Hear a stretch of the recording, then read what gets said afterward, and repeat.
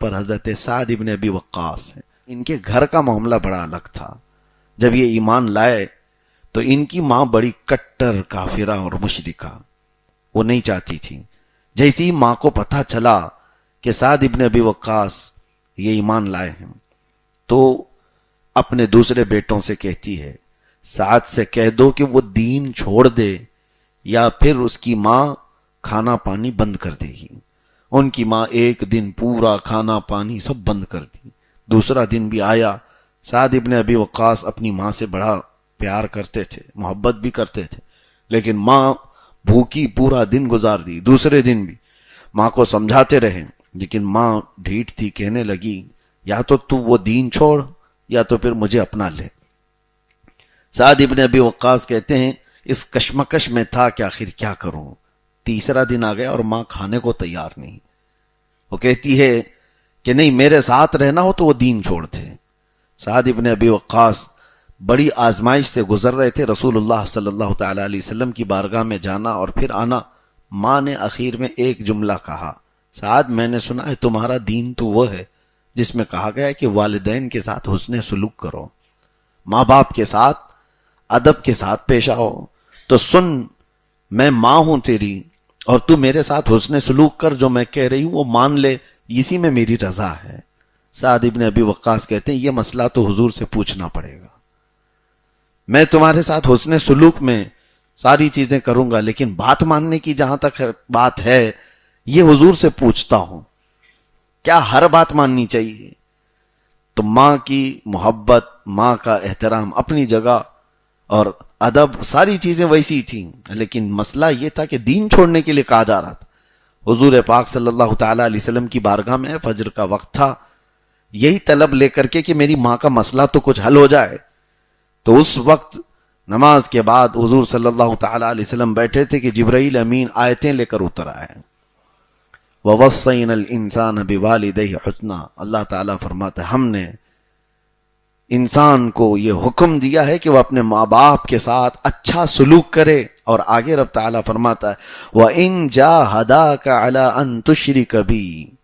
اگر وہ ماں باپ شرک کرنے پر تم کو ابھاریں فَلَا تُطِعْهُمَا، پھر ان کی پیروی مت کرو. حکم آ گیا. اگر وہ شرک کرانا چاہتے ہیں ماں باپ تو پھر تم ان کی بات نہ مانو. وَصَاحِبْهُمَا فِي الدُّنْيَا مَعْرُوفًا. ہاں، دنیاوی معاملات میں ان کے ساتھ اچھا سلوک کرو. یہ آیت آئی.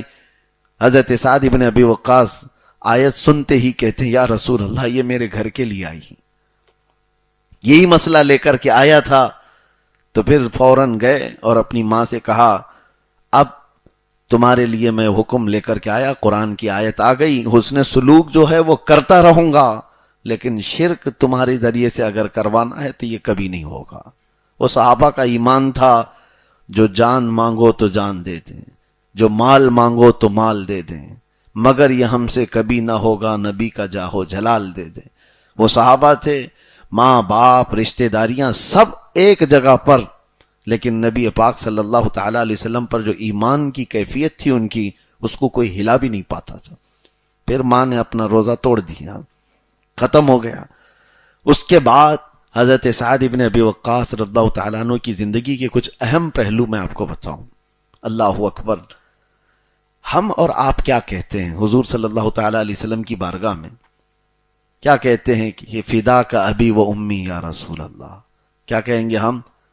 فدا کا ابی و امی یا رسول اللہ، جس کا مطلب ہوتا ہے یا رسول اللہ میرے ماں باپ آپ پر قربان ہو. یہ حقیقت ہے یا نہیں؟ ہم دل و جان سے کہتے ہیں، ساری کائنات کہتی ہے اے اللہ کے رسول میرے ماں باپ آپ پر قربان ہو. لیکن ایک موقع ایسا آیا جنگ کے موقع پر، حضرت سعد ابن ابی وقاص تیر انداز تھے اور تیر چلانے میں ماہر تھے.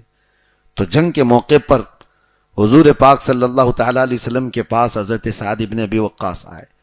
کہا یا رسول اللہ اجازت، میں صفوں کو چیرنے جا رہا ہوں. تو نبی پاک صلی اللہ علیہ وسلم نے کیا کہا؟ ان کی تیر کو ہاتھ لگایا اور کہا ارمی یا سعد بی ابی انت و امی. اے سعد تیر چلا، تجھ پر میرے ماں باپ قربان. یہ واحد صحابی ہیں، ایک ہی صحابی ہیں جن کو اللہ کے رسول نے فرمایا اے سعد تجھ پر میرے ماں باپ قربان. کیسا شرف پایا انہوں نے کہ اللہ کے رسول صلی اللہ تعالی علیہ وسلم جس کو کہہ رہے ہوں کہ میرے ماں باپ تم پر قربان ہو. اور یہ فضیلت تو ہے ہی. اس کے علاوہ وہ 10 صحابہ جن کو حضور نے دنیا میں جنت کی بشارت دی، ان میں 5ویں نمبر پر حضرت سعد بن ابی وقاص ہیں. 4 تو خلفائے راشدین ہیں، حضرت ابو بکر، حضرت عمر، حضرت عثمان، حضرت علی رضوان اللہ تعالی علیہ مجمعین. ان کے بعد 5ویں نمبر پر حضرت سعد بن ابی وقاص ہیں، جن کو رسول اللہ صلی اللہ تعالی علیہ وسلم نے دنیا میں ہی فرمایا کہ یہ جنتی ہیں.